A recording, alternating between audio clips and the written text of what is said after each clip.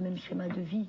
Quand vous êtes une fille, donc votre truc c'est être, voilà, vous devez être faite pour être une bonne femme et arriver au mariage vierge. Et une mère surtout. Voilà, être une mère, mais surtout arriver au mariage vierge. Donc pour cela, il y a le moyen déjà. L'excision, c'était de dire que de ne pas être comme un garçon, parce qu'il y a un peu cette pratique vue bon.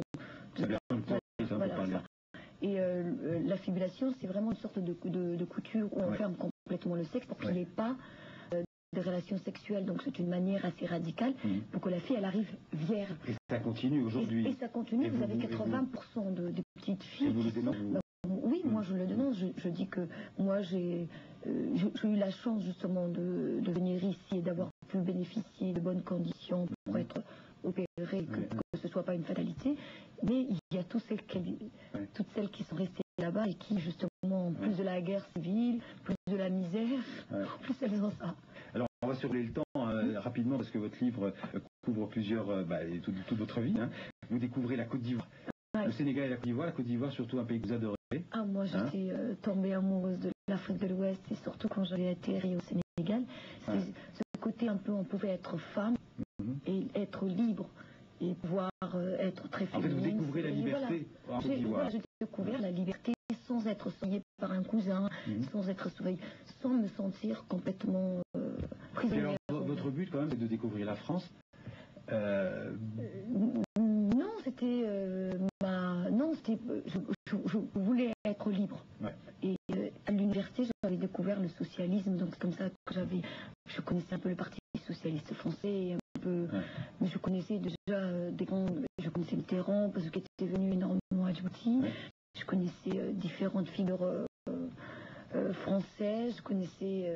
Mais d'abord, vous allez rencontrer un footballeur. Voilà, j'ai rencontré à Abidjan. En fait, après le Sénégal, je suis allée à Abidjan. Donc vous portez le nom aujourd'hui. Voilà, donc j'ai rencontré Didier, qui était joueur professionnel. Qui joue un grand rôle dans votre vie. Voilà, et c'est comme ça que j'ai atterri à Auxerre. Alors, on pourrait alors évidemment imaginer, à partir du moment où vous rencontrez ce footballeur qui vit bien, c'est-à-dire qui gagne très bien sa vie, une vie facile, une vie bourgeoise, et en fait pas du tout. Vous avez envie, vous allez créer une association pour faire connaître l'Afrique. Vous élevez 2 enfants, faut aussi le dire. Et puis après votre séparation avec Didier Okoye, vous rentrez au Parti socialiste. Voilà.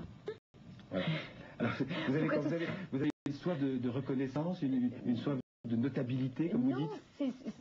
C'est surtout, moi j'ai eu, pour m'en sortir, justement, il y avait quand j'étais gamine à Quartier 3, j'aurais pu ne pas aller à l'école très loin, mais il y a une femme, Quartier 3 qui était à Djibouti, il y a une femme qui était blanche, riche, j'aurais pu passer la plupart de son temps, je disais hier, à bronzer, à faire la majorité de conférences qu'ils font sur ce continent. Non, elle était venue à Quartier 3, elle s'impliquait dans la vie locale de ces familles pauvres. Et donc moi, elle m'avait remarqué, elle m'avait payé l'école, elle m'avait offert au fait elle m'avait donné le moyen de m'en sortir. Donc pour moi, je jugeais utile justement de rendre ça, et c'était par des valeurs que le Parti socialiste défendait où je suis arrivée à m'émanciper, donc ça me semblait normal. Alors ça va aller très vite au Parti socialiste aussi, le parti vous a adopté, je dirais en 2000 ou au moment de au congrès, il y avait le congrès de 2000. C'était les listes, à ce moment-là on faisait les listes pour les élections municipales. Voilà. Donc vous allez devenir candidate et vous allez être élu. Et mais vous avez le sentiment tout de même de servir un peu d'alibi, comme vous dites, de la moyenne des minorités. Ah si, je suis vraiment consciente qu'au moment où j'arrivais, au fait où j'avais commencé à militer le Parti socialiste, j'étais une chance parce qu'au fait je correspondais, tout ce qui était mon handicap, tout ce qui avait fait un peu mon handicap devenait d'un coup une chance. Donc je me suis dit tant mieux, mais en échange, j'acceptais d'être utilisée ou d'être un alibi. En échange, je voulais quelque chose, je ne voulais pas simplement être juste un alibi sur la liste. J'ai exigé à ce que je sois dans l'exécutif et pour que la société auxerroise elle est diverse, la société française est diverse. Et donc je savais que j'apportais des choses. Donc, alors justement, on parle de diversité, on peut dire que la France est plurielle. Elle est plurielle. On parle beaucoup d'intégration à la française, vous êtes un exemple réussi, même si c'est de votre volonté personnelle. Mais est-ce que on a l'impression quand même que l'ascenseur social, que l'intégration est un peu en panne. Est-ce que ça vous inquiète? Ah oui, ça m'inquiète. Moi, j'ai réussi parce que je suis arrivée en France par le haut. Donc, ce qui m'a permis d'éviter toutes les difficultés et toutes les discriminations liées à l'arrivée d'une femme noire dans ce continent, ou même né noir dans ce pays.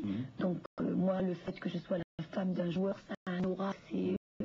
ça vous a aidé à Auxerre? Voilà, ça m'a aidé énormément à Auxerre à pouvoir m'intégrer. Donc moi j'avais ça. Et après, je me suis... Mais quand on parle par exemple de repli communautaire, quand on parle de retour du religieux, de l'islam radical dans les banlieues, qu'est-ce que vous, qui êtes aujourd'hui une responsable du Parti Socialiste, vous pouvez répondre à ça? Déjà, c'est pour ça que je milite, parce que moi je dis que quand dans des zones,